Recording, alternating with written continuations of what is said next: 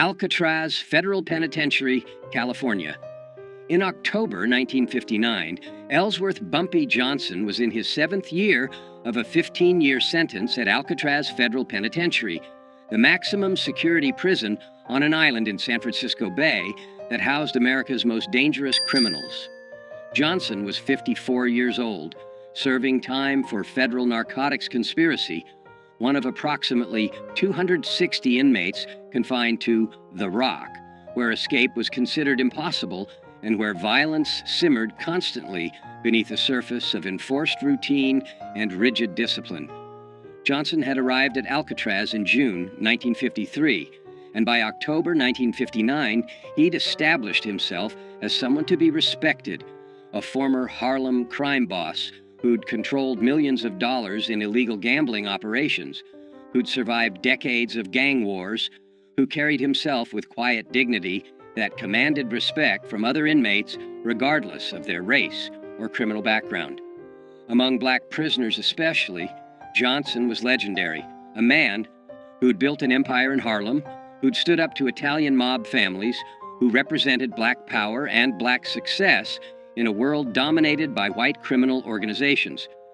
But not everyone at Alcatraz respected Bumpy Johnson, and one man in particular, a massive white prisoner named Eric Paulson, would learn in the most violent and permanent way possible that disrespecting Johnson carried consequences that no amount of size or strength or murderous reputation could protect against.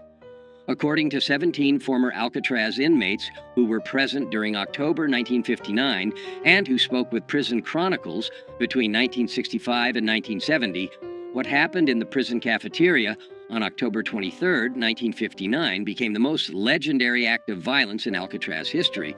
Not because of its brutality, Alcatraz had seen far more brutal attacks, but because of how swiftly it happened, how strategically it was executed, and how completely it ended racist harassment that had been escalating for an entire week. Eric Paulson, 38 years old in October 1959, was exactly the kind of prisoner that Alcatraz was designed to contain: violent, sadistic, racist, and utterly unrepentant about any of it. Paulson stood 6 feet 4 inches tall, weighed approximately 275 pounds of muscle, built through years of prison weightlifting, and had been convicted of 3 separate murders, all of black men, committed during armed robberies in Texas between 1954 and 1956. According to court records and prison files, Paulson had specifically targeted black victims because, in his own words during his trial, killing, racial slur, isn't really murder, it's pest control. He'd shown no remorse during sentencing, had laughed when the judge called him a racist monster, and had promised he'd kill more black people if he ever got out of prison. Alcatraz received Paulson in 1957 after he'd assaulted multiple black prisoners at other federal facilities, making him too dangerous to house in regular prisons. At Alcatraz, Paulson continued his pattern of racist violence and intimidation, but in a more calculated way that avoided the kind of obvious attacks that would land him in solitary confinement indefinitely. Paulson was smart about how he terrorized people, says Marcus Williams, a black inmate who served at Alcatraz from 1958 to 1964 and who witnessed the incident involving Johnson. Williams spoke with Prison Chronicles in 1968. He didn't just attack people openly where guards would see. He'd do little things that humiliated and intimidated, but that weren't technically violent enough to get him thrown in the hole. He'd take food off black prisoners' trays during meals. He'd bump into black prisoners in the shower or in the yard, making it look accidental, but doing it hard enough to hurt. He'd whisper racial slurs when guards weren't close enough to hear. He'd make it clear that he considered black prisoners to be beneath him, that he thought Alcatraz was too good for racial slur, that we should all be working in fields or cleaning toilets rather than housed with white criminals who'd committed real crimes. By October 1959, Paulson had been at Alcatraz for 2 years and had established himself as someone who intimidated most prisoners, not just black inmates, but even white inmates who didn't want to risk confrontation with someone that large and that violent. Guards tolerated Paulson's behavior to a degree because he was smart enough not to cross the line into attacks that would require serious punishment, and because some guards, though this was never officially acknowledged, shared Paulson's racist views and quietly approved of how he kept racial slur in their place. Paulson thought he was untouchable, Williams recalls. He'd killed 3 black men on the outside and felt no guilt about it. He was bigger and stronger than almost anyone at Alcatraz, and he'd been getting away with his intimidation tactics for 2 years without serious consequences. So, when Bumpy Johnson arrived in 1953 and established respect among other prisoners, Paulson saw that as a challenge. He saw this older black man. Bumpy was 54 in October 1959, while Paulson was only 38, getting respect from both black and white prisoners, and Paulson couldn't stand it. He couldn't stand seeing a racial slur being treated like he mattered. So Paulson decided he was going to humiliate Bumpy, break him down, show everyone that no racial slur was above being put in his place by a superior white man. The escalating confrontation between Eric Paulson and Bumpy Johnson began on Friday, October 16, 1959, during the lunch meal period in Alcatraz's main cafeteria. According to witnesses, Johnson was sitting at a table with 3 other black inmates, eating quietly, when Paulson walked past carrying his own tray. Without breaking stride, Paulson reached down and took Johnson's dessert, a small piece of apple pie that was part of the standard meal, and continued walking to his own table, where he sat down and ate the pie while staring at Johnson with obvious contempt. According to witnesses, Johnson looked at where his dessert had been, looked at Paulson eating it, and then returned to eating his own meal without any visible reaction. Everyone at Bumpy's table was ready to fight, Williams recalls. We were ready to stand up and confront Paulson for disrespecting Bumpy like that. But Bumpy just shook his head slightly, telling us to stay calm, and kept eating like nothing had happened. We didn't understand at first. We thought maybe Bumpy was afraid of Paulson because Paulson was so big. But later we understood. Bumpy was giving Paulson rope to hang himself. Bumpy was letting Paulson think he could get away with disrespect so that Paulson would keep escalating until he crossed the line where Bumpy could respond with overwhelming violence that would be justified as self-defense. The second incident occurred on Monday, October 19th, in the communal shower area. Johnson was showering when Paulson entered, walked directly toward Johnson despite plenty of other shower stations being available, and shoved Johnson hard enough that Johnson slipped on the wet floor and had to catch himself against the wall to avoid falling. "That's my shower," racial slur. Paulson said loudly enough that everyone in the shower area heard clearly. "Find another one. This one's for white men only." According to witnesses, Johnson stood up slowly, water dripping from his body, and looked at Paulson for several seconds without speaking. Then Johnson simply moved to a different shower station and finished washing without saying anything or showing any anger. Again, everyone watching thought Bumpy was being weak, Williams says. Paulson had just physically assaulted him and used a racial slur, and Bumpy just walked away. But those of us who knew Bumpy from his reputation understood what he was doing. He was making Paulson confident. He was making Paulson think Bumpy was an easy target who could be pushed around, and that confidence would make Paulson careless.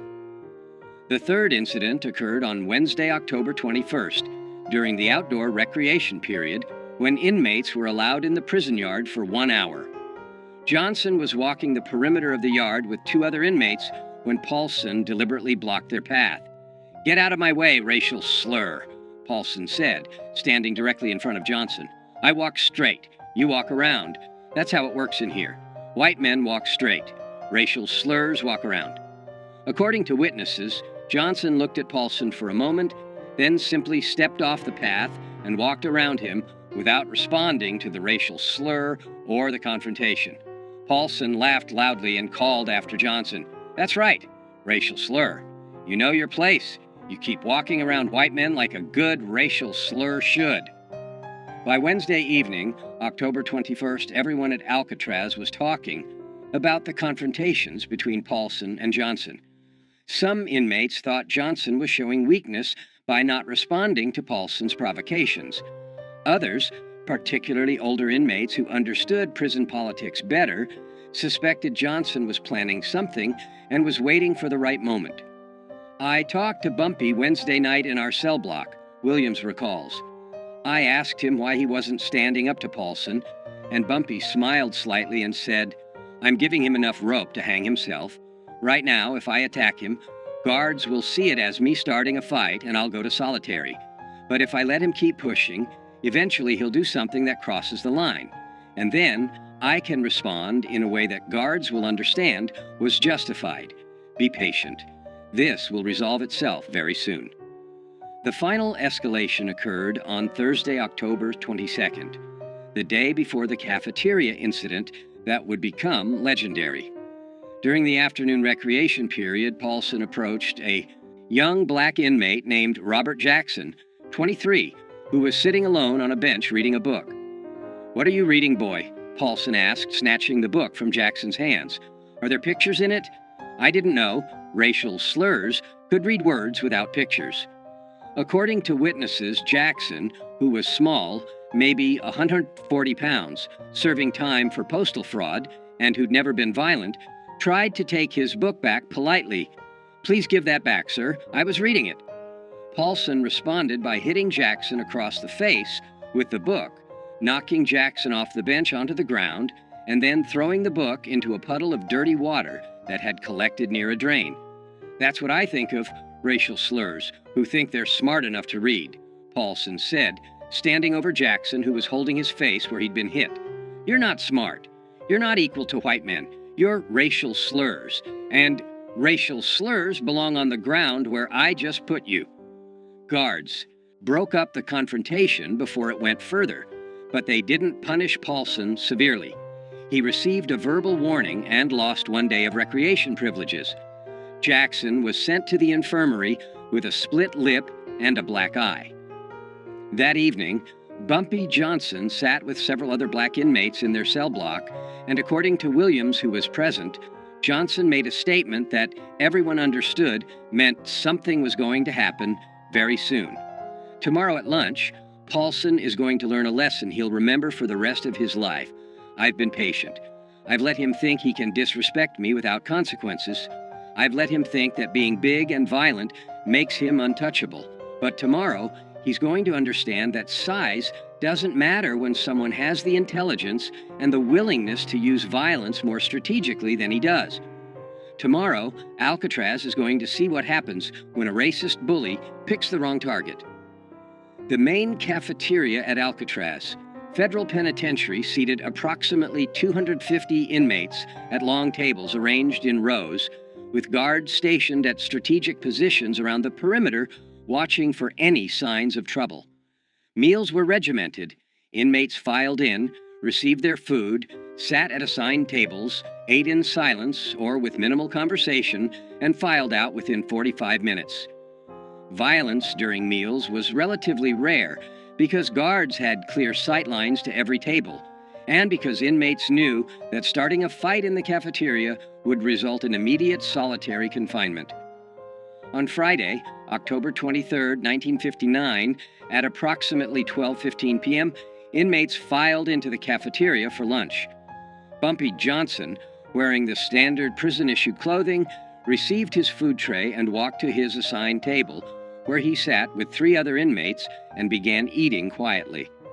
Eric Paulson entered the cafeteria 2 minutes later, received his tray, and instead of going to his own assigned table, walked directly to Johnson's table and sat down in an empty seat across from Johnson, setting his tray down with deliberate force. "Well, well," Paulson said loudly enough that nearby tables could hear. "If it isn't Harlem's racial slur king. Still eating with your racial slur friends, I see. Still thinking you're somebody important instead of just another racial slur who belongs in a cage." According to witnesses, Johnson continued eating without looking up, without acknowledging Paulson's presence or his racial slurs. This non-response seemed to anger Paulson, who wanted a reaction. "You ignoring me, boy?" Paulson said, leaning forward across the table toward Johnson. You think you're too good to respond when a white man talks to you? Let me explain something. Racial slur. You're not too good for anything. You're a racial slur. That means you're beneath me. That means when I talk to you, you respond respectfully or you face consequences. Paulson then turned his attention to Robert Jackson. The young inmate Paulson had hit with a book the previous day, who was sitting 3 tables away. Jackson's face still showed bruising from where Paulson had struck him. "Hey, racial slur boy," Paulson shouted across the cafeteria at Jackson. "How's your face feeling today? You learn your lesson about reading books you're not smart enough to understand? Maybe I need to come over there and teach you another lesson." Jackson, according to witnesses, looked down at his food, trying to avoid Paulson's attention, clearly terrified. Some of the other black inmates at Jackson's table started to stand up, preparing to defend him if Paulson approached, but guards shouted for everyone to remain seated. And then Bumpy Johnson stood up. According to 17 witnesses who saw what happened next, the entire sequence of events lasted approximately 3 to 4 seconds. Johnson stood up from his seat at the table, and as he stood, his right hand moved to his waist, where his prison shirt was tucked, into his pants. In one smooth motion that was so fast that most witnesses didn't clearly see it happen, Johnson withdrew something from where it had been hidden against his body. A blade approximately 4 inches long that had been fashioned from a piece of metal sharpened to a razor edge, a weapon that in prison parlance was called a shank, and that experienced inmates could make from various materials and hide in ways that even thorough searches often missed. Johnson walked around the table toward where Paulson was sitting, moving quickly but not running, covering the 8 feet between them in approximately 2 seconds. Paulson saw Johnson approaching and started to stand up, his hands moving to defend himself or to attack. But Johnson was faster. Johnson's right arm moved in a horizontal slash across Paulson's face from left to right, a motion that took less than 1 second, and the shank's blade cut a deep gash across Paulson's face from his left cheekbone to his right jaw, opening a wound approximately 7 inches long that immediately began pouring blood. Paulson screamed, a sound witnesses describe as shock and pain combined, and his hands went to his face, trying to stop the blood that was now flowing down his neck and onto his prison shirt. But Johnson wasn't finished. Before guards could react, before Paulson could defend himself, before anyone could intervene, Johnson's arm moved again, this time in an upward diagonal slash from lower right to upper left, and the blade cut another deep gash across Paulson's face, this one crossing the first wound at an angle and catching Paulson's right eye, slicing through the eyelid and into the eye itself. Paulson collapsed backwards, falling over the bench he'd been sitting on, landing on the cafeteria floor in a spreading pool of his own blood, screaming continuously now, his hands covering his ruined eye, blood streaming through his fingers. The entire cafeteria erupted in chaos. Guards rushed toward the scene, blowing whistles, shouting orders for everyone to get down on the floor. Inmates scattered or dove under tables. Within 15 seconds, 5 guards had surrounded Johnson with weapons drawn, while 2 other guards went to Paulson, who was writhing on the floor, blood pooling around him from the 2 facial wounds. Johnson dropped the blade on the floor, held his hands up to show he was no longer armed, and allowed guards to force him to the ground and handcuff him without resistance. But before guards could drag Johnson away, before they could get Paulson medical attention, Johnson said one sentence that every witness heard clearly, and that would be repeated in prisons across America for the next 50 years. "Touch that young brother again, call him one more racial slur, and next time you won't visit a doctor, you'll visit God." Eric Paulson survived the attack, but was permanently disfigured and partially blinded. The first slash across his face required 127 stitches and left a scar that ran from his left cheekbone to his right jaw, a mark that he would carry for the rest of his life. The second slash destroyed his right eye completely, requiring emergency surgery to remove what remained of the eyeball and leaving Paulson blind on his right side permanently. Paulson was transferred to the prison hospital where he remained for 2 weeks, recovering from his injuries. According to medical staff who treated him, Paulson was a changed man after the attack. Quiet, withdrawn, no longer aggressive or threatening. The physical damage was severe, but the psychological damage was perhaps worse.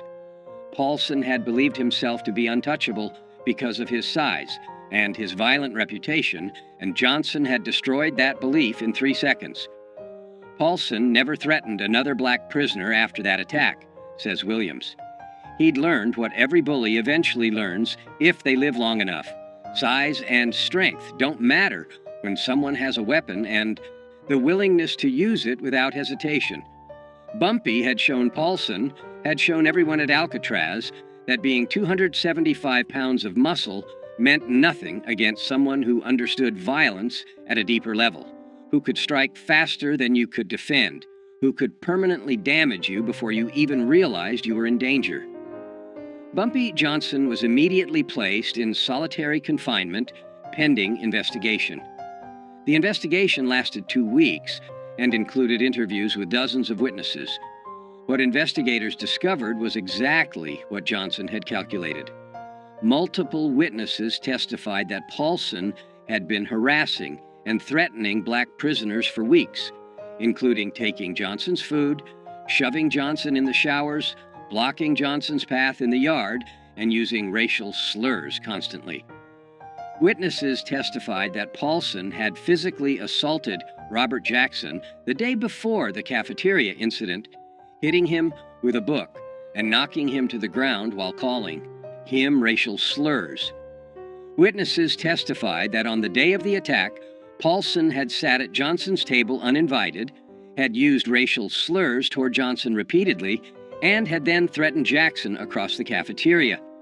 Johnson's own statement to investigators was simple and consistent. "I defended myself and another inmate from a racist prisoner who'd been threatening us for a week. I used the minimum force necessary to ensure he would stop threatening us. I had warned him.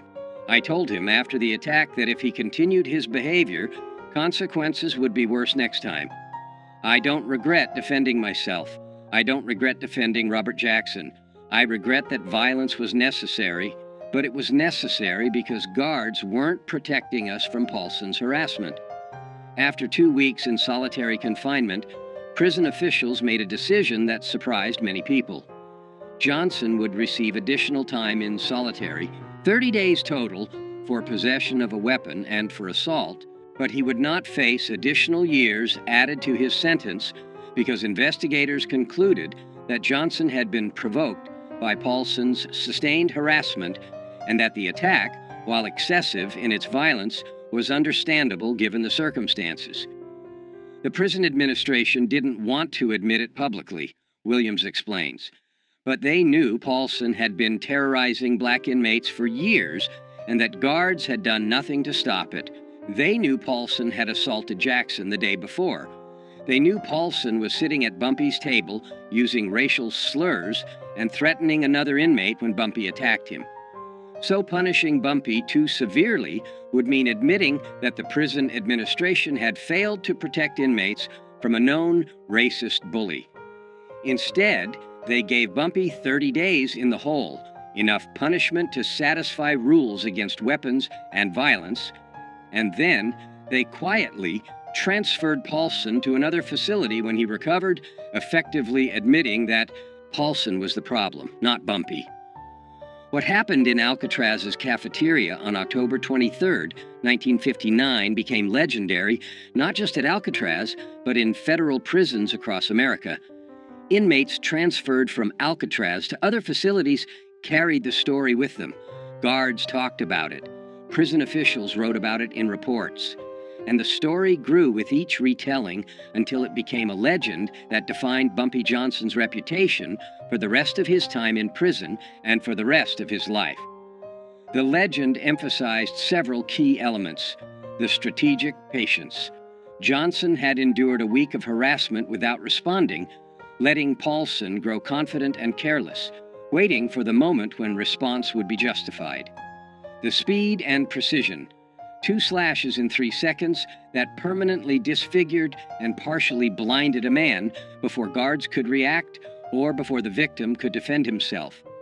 The weapon. No one knew where Johnson had hidden the blade or how he'd smuggled it into the cafeteria. That mystery added to the legend, suggesting Johnson had capabilities and resources that other inmates couldn't match. The message: touch that young brother again, and next time you'll visit God. The statement became famous in prison culture as the perfect threat. Specific, clear, and absolutely believable, coming from someone who just demonstrated the willingness and ability to inflict devastating violence. The age factor. Johnson was 54 years old when he attacked Paulson, while Paulson was 38 and significantly larger physically. The fact that an older, smaller man had destroyed a younger, larger man so quickly and efficiently became part of the legend, proving that intelligence and experience were more valuable than size and strength. The legend of what Bumpy did to Paulson spread through every federal prison in America within a year, says Williams. Inmates in Atlanta and Leavenworth and Marion were talking about it. Black inmates especially saw it as justice. One, of their own, standing up to a racist bully and permanently ending that bullying in a way that guards never could or would. The story became inspiration. If you're being harassed by racists, if you're being threatened by people who think they're untouchable, remember what Bumpy Johnson did at Alcatraz. Be patient, be strategic, and when the moment is right, respond with overwhelming violence that ends the threat permanently. When Johnson was released from solitary confinement, after 30 days, he returned to general population and found that his reputation had changed completely. According to Williams and other inmates, white racist prisoners who'd previously felt comfortable using racial slurs around black inmates now kept their mouths shut when Johnson was present, understanding that crossing him could result in permanent disfigurement. Young black inmates treated Johnson with reverence, seeing him as someone who defended one of them against a racist bully when no one else would.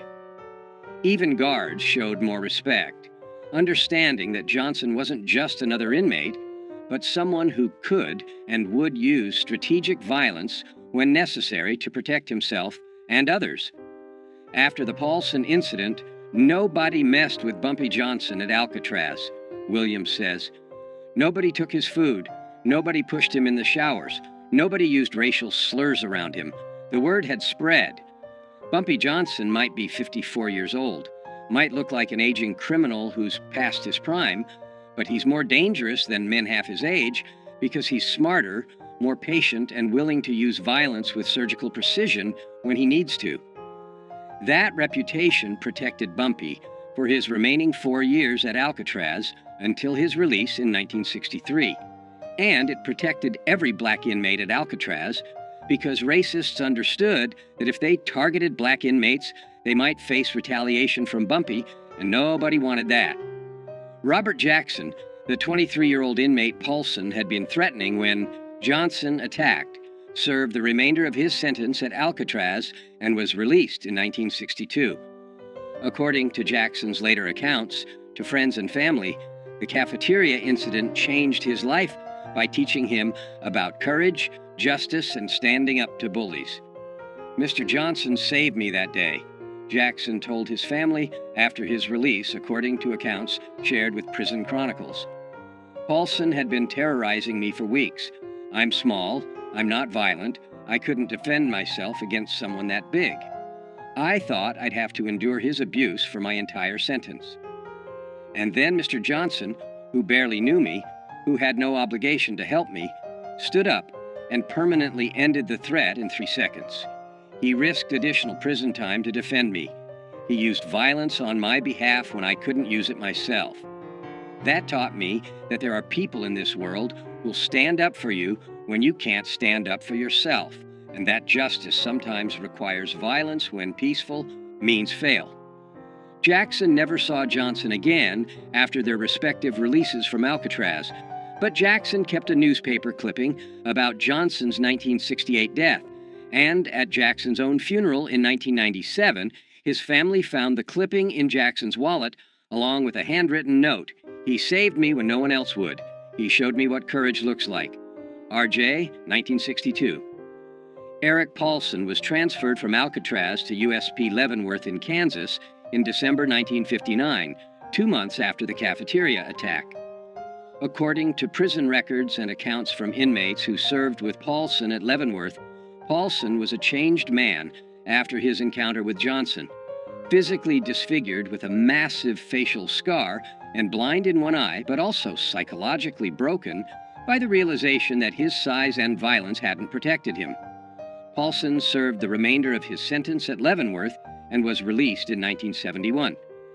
He returned to Texas, worked various manual labor jobs, and died in 1989 at age 68. According to people who knew him in Texas, Paulson rarely talked about his prison time, but when he did, he would touch the scar on his face, a mark that remained prominent even 30 years after Johnson had put it there, and say, "I learned the hard way that being big doesn't make you tough, and being tough doesn't make you smart.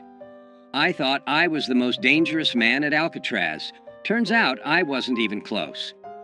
Bumpy Johnson was released from Alcatraz in November 1963 after serving 10 years of his 15-year sentence. He returned to Harlem, reclaimed control of his criminal empire, and lived until July 1968 when he died of a heart attack at age 62. But the story of what Johnson did to Eric Paulson in the Alcatraz cafeteria on October 23, 1959, outlived Johnson by decades.